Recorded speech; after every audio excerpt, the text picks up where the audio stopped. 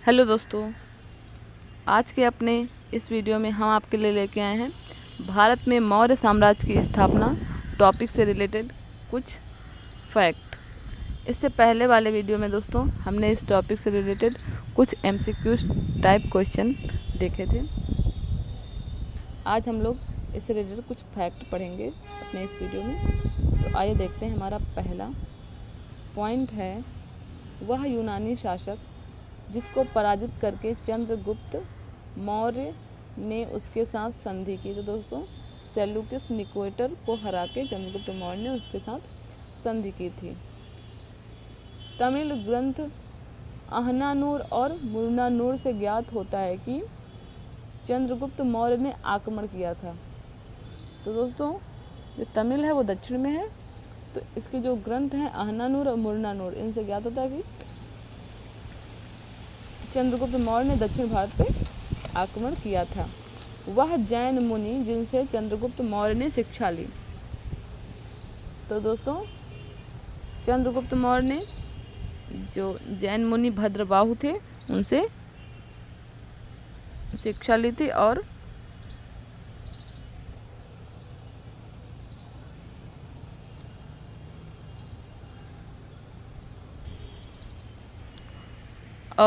भद्रबाहु से दीक्षा लेने के बाद चंद्रगुप्त मौर्य श्रवणबेलगोला की पहाड़ियों पर चले गए थे और वहीं पे उन्होंने संलेखना विधि द्वारा अपने प्राण त्याग दिए थे। ठीक है।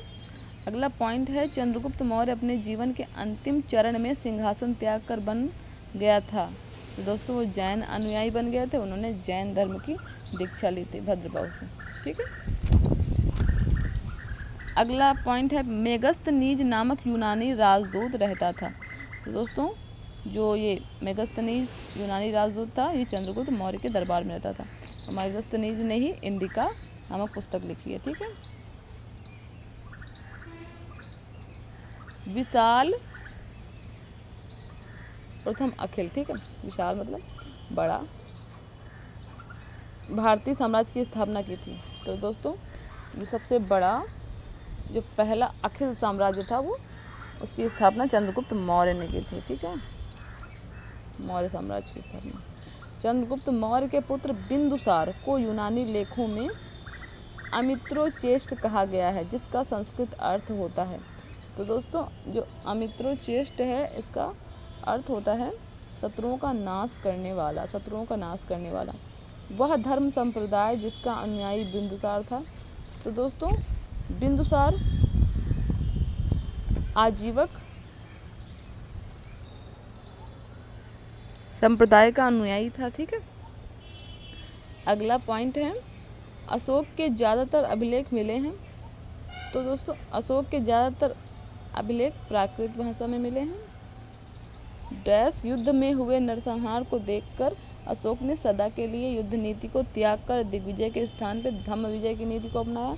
तो दोस्तों वो कलिंग का युद्ध था, जिसके बाद से अशोक का हृदय परिवर्तन हुआ था और उन्होंने युद्ध नीति को त्याग किया था और धम्म नीति और धम्म विजय की नीति को अपनाया था। ठीक है। अशोक ने अपने विचारों को साधारण जनता तक पहुंचाया। तो साधारण जनता तक अपने विचारों को पहुंचाने के लिए दोस्तों अशोक ने क्या किया था, अभिलेखों और शिलालेखों का सहारा लिया था और इन्होंने जो अभिलेख लिखवाए थे उनको जगह जगह पे लगवा दिया था ताकि जनसाधारण तक उनके जो विचार हैं वो पहुंच सकें। ठीक है। अशोक ने अपने प्रशासन में नियुक्तियाँ की थी। तो इन्होंने धम्म महामातों की नियुक्तियाँ की थी अपने प्रशासन में। अशोक ने मास्की एवं गुर्जरा अभिलेख में उनका नाम ईरानी शैली में विभूषित है।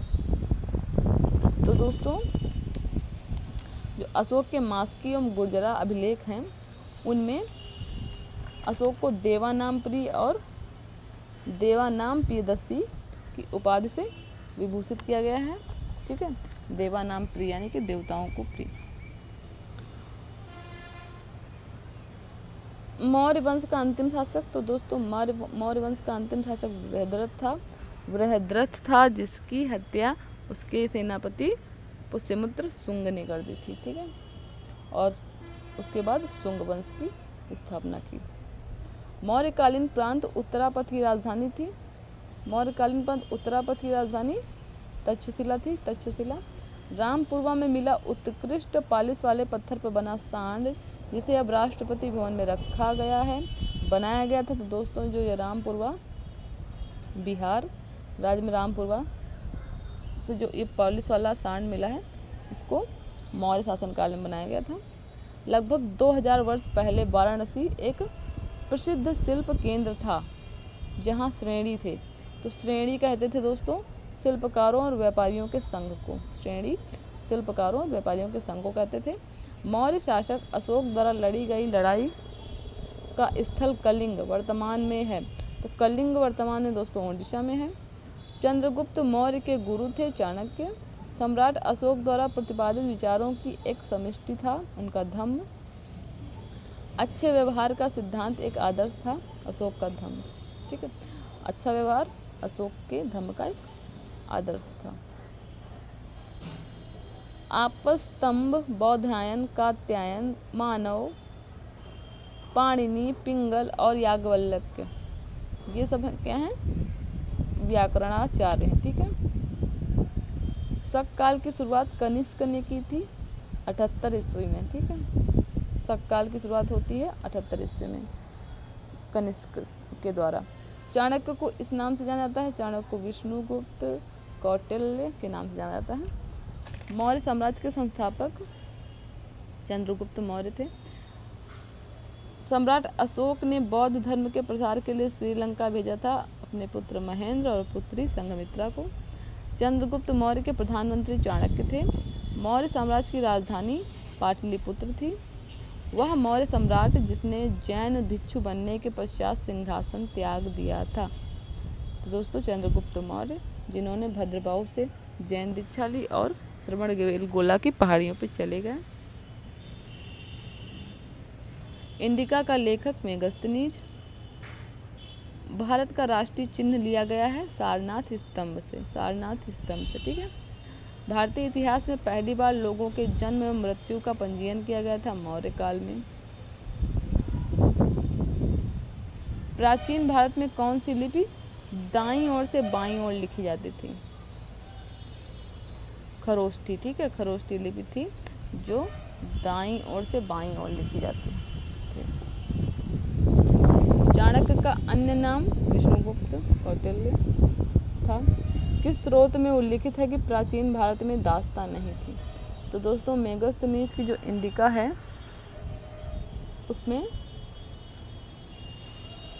उससे पता चलता है कि प्राचीन भारत में दास्तान नहीं थी। राजकुमार जो अपने पिता की मृत्यु के लिए उत्तरदायी था, तो दोस्तों अजातशत्रु, जिसने अपने पिता बिंबिसार को कैद में डाल दिया था और वहीं पे भूख, उनको खाना भी नहीं दिया था, तो वो भूख के कारण उनकी मृत्यु हो गई थी कैद में ही। तो एक तरीके से अजातशत्रु ने अपने पिता की हत्या की थी। अशोक का समकालीन तुर्मय कहाँ का राजा था?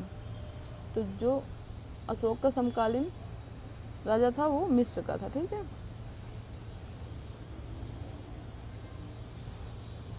मौर्य काल में सीता से तात्पर्य है। तो सीता भूमि वो होती थी जिससे राज्य की आय प्राप्त होती थी, उस भूमि को सीता भूमि कहते थे, ठीक है। सांची स्तूप का निर्माण किसने कराया? सांची स्तूप का निर्माण दोस्तों अशोक ने करवाया था। अशोक के जो प्रमुख शिलालेख संगम राज्य के विषय में हमें बताते हैं उनमें सम्मिलित हैं। तो जो अशोक का दूसरा और 13वां शिलालेख है वो संगम राज्य के बारे में बताता है, ठीक है। प्राचीन भारतीय अभिलेखों में से किसमें खाद्यान्न को देश में संकट काल में उपयोग हेतु सुरक्षित रखने के बारे में प्राचीनतम शाही आदेश है? तो दोस्तों ये जो सौहगौरा का अभिलेख है, सौहगौरा का अभिलेख गोरखपुर में मिला है, ताम्रपत्र पर है। इससे पता चलता है कि खाद्यान्न को संकट काल के लिए जो सुरक्षित रखने के शाही आदेश का इसमें उल्लेख है सौहगौरा अभिलेख में, ठीक है। अशोक का अपने शिलालेखों में सामान्यतः जिस नाम से उल्लेख हुआ है वह है प्रियदर्शी। प्रियदर्शी, ठीक है। अशोक को उसके शिलालेखों में प्रियदर्शी कहा गया। अशोक के शिलालेखों को सर्वप्रथम किसने पढ़ा? तो जेम्स प्रिंसप ने अशोक के शिलालेखों को सबसे पहले पढ़ा था। अशोक द्वारा स्थापित सबसे सुरक्षित स्तंभ है लौरिया नंदनगढ़ का अभिलेख, ठीक है, लौरिया नंदनगढ़ का अभिलेख। पत्थर पर प्राचीनतम शिलालेख किस भाषा में थे? तो दोस्तों जो पत्थर पे प्राचीनतम शिलालेख थे वो प्राकृत भाषा में, प्राकृतिक भाषा में, ठीक है, जो अशोक द्वारा लिखवाए गए। वह स्थान जहाँ प्राक अशोक ब्राह्मी लिपि का पता चलता है ब्रह्मगिरी, ठीक है, ब्रह्मगिरी है वो स्थान। कौटिल्य प्रधानमंत्री थे चंद्रगुप्त मौर्य के। राजुक थे मौर्य शासन के अधिकारी को राजुक कहते थे, राजुक, ठीक है। सांची का स्तूप किस शासक ने बनवाया था? अशोक ने बनवाया था। जल की आवश्यकता को ध्यान में रखते हुए जिस प्रथम शासक ने गिरनार क्षेत्र में एक झील का निर्माण कराया वह था चंद्रगुप्त मौर्य। तो दोस्तों चंद्रगुप्त मौर्य ने सुदर्शन झील का निर्माण करवाया था। प्रथम भारतीय साम्राज्य स्थापित किया था चंद्रगुप्त मौर्य ने। टालमी फिलाडेल्फस द्वितीय जिसके साथ अशोक के राजनयिक संबंध थे, कहाँ के शासक थे? मिस्र, ठीक है। ये जो टालमी फिलाडेल्फस द्वितीय थे ये मिस्र के शासक थे, इनके साथ अशोक के राजनयिक संबंध थे, तो ये अशोक के समकालीन राजा थे, ठीक है। वह स्तंभ जिसमें अशोक ने स्वयं को मगध का सम्राट बताया है, तो ये भाब्रू स्तंभ लेख है, उसमें अशोक ने स्वयं को मगध का सम्राट बताया है। बराबर की गुफाओं का उपयोग किसने आश्रम गृह के रूप में किया था? तो दोस्तों बराबर की गुफाओं का उपयोग आश्रम गृह के रूप में आजीवकों ने किया था, आजीवकों। और दोस्तों जो बिंदुसार था वो आजीवक संप्रदाय का अनुयायी था ना। मौर्य वंश के पश्चात किस वंश का राज्य स्थापित हुआ? तो मौर्य वंश के पश्चात शुंग वंश आता है, और शुंग वंश की स्थापना पुष्यमित्र शुंग ने की थी। और शुंग जो था वो बृहद्रथ का सेनापति था, उसने बृहद्रथ को मार के शुंग वंश की स्थापना की थी। अशोक के शिलालेखों में प्रयुक्त भाषा है, तो अशोक के शिलालेखों में पाली भाषा का प्रयोग किया गया है। नंद वंश के पश्चात मगध पर किस राजवंश ने शासन किया? तो नंद वंश में घनानंद को मार के चंद्रगुप्त मौर्य ने मौर्य वंश की स्थापना की थी, ठीक है। सैंड्रोकोटस ने चंद्रगुप्त मौर्य की पहचान किससे की? सैंड्रोकोटस ने चंद्रगुप्त मौर्य की पहचान विलियम जोन्स ने की, ठीक है। अंतिम मौर्य सम्राट था बृहद्रथ था। अशोक ने बौद्ध होते हुए भी हिंदू धर्म में आस्था नहीं छोड़ी, इसका प्रमाण है? तो दोस्तों देवानाम प्रिय की उपाधि, अशोक को देवानाम प्रिय की उपाधि प्राप्त थी, तो इससे लगता है कि अशोक ने बौद्ध धर्म को ग्रहण तो किया था लेकिन हिंदू धर्म में भी उसकी आस्था थी। अगला पॉइंट है प्रसिद्ध यूनानी राजदूत मेगास्थनीज भारत किसके दरबार में आया था? तो ये चंद्रगुप्त मौर्य के दरबार में आया था, और ये सेलुकस निकेटर ने भेजा था इसको। इन यूनानी राजदूत था ये ना। किस अभिलेख में अशोक का नाम उल्लिखित है? तो ये जो मास्की का लघु शिलालेख है उसमें अशोक का नाम अशोक, ठीक है, उल्लिखित है। मौर्य साम्राज्य के साहित्यिक स्रोत, कुछ साहित्य हैं उनमें मौर्य साम्राज्य का उल्लेख हुआ है, वो ये हैं।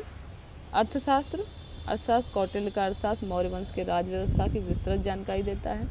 यह 15 अधिकरणों में विभाजित है। अर्थशास्त्र मुख्यतः सूत्र के गद्य रूप संस्कृत में है, ठीक है, ये सूत्र में है और ये गद्य में है, संस्कृत में भाषा में लिखा गया है। अर्थशास्त्र कौटिल्य ने लिखा है, कौटिल्य जो कि चंद्रगुप्त मौर्य के गुरु थे। और अगला है मुद्रा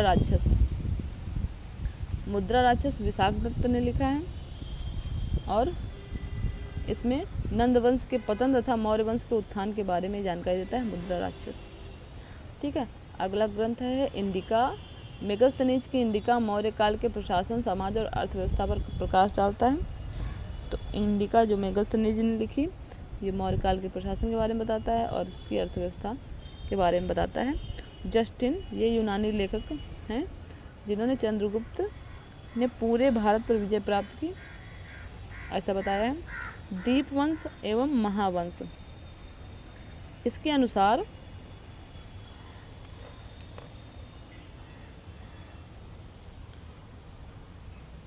अशोक ने बौद्ध धर्म का प्रचार प्रसार श्रीलंका में किया था।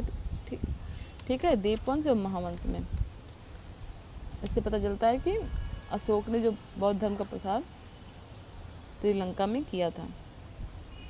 अगला है जूनागढ़ अभिलेख। रुद्रदामन के जूनागढ़ अभिलेख जो कि संस्कृत में है, में चंद्रगुप्त के नाम का उल्लेख किया गया है। इसमें मौर्य काल में निर्मित सुदर्शन झील की जानकारी मिलती है, जूनागढ़ अभिलेख से ही। ठीक है, इस झील का निर्माण चंद्रगुप्त मौर्य के शासनकाल में पुष्यगुप्त वैश्य ने गुजरात के सौराष्ट्र प्रांत में सिंचाई व्यवस्था के लिए करवाया था। ठीक है, गुजरात के सौराष्ट्र प्रांत में सुदर्शन झील का निर्माण, ठीक है, चंद्रगुप्त मौर्य के शासनकाल में किसने कराया था? पुष्यगुप्त वैश्य ने। ठीक है, चंद्रगुप्त मौर्य के टाइम में हुआ था और इसका पुनर्निर्माण अशोक के टाइम पे होता है, सुदर्शन झील का। तो दोस्तों ये थे हमारे इस टॉपिक से रिलेटेड कुछ फैक्ट। आशा है कि आपको ये वीडियो पसंद आया होगा। अगर आपको ये वीडियो पसंद आया है तो आप इसको लाइक, शेयर और हमारे चैनल को सब्सक्राइब करिए। मिलते हैं अपने अगले वीडियो में, तब तक के लिए नमस्कार, धन्यवाद।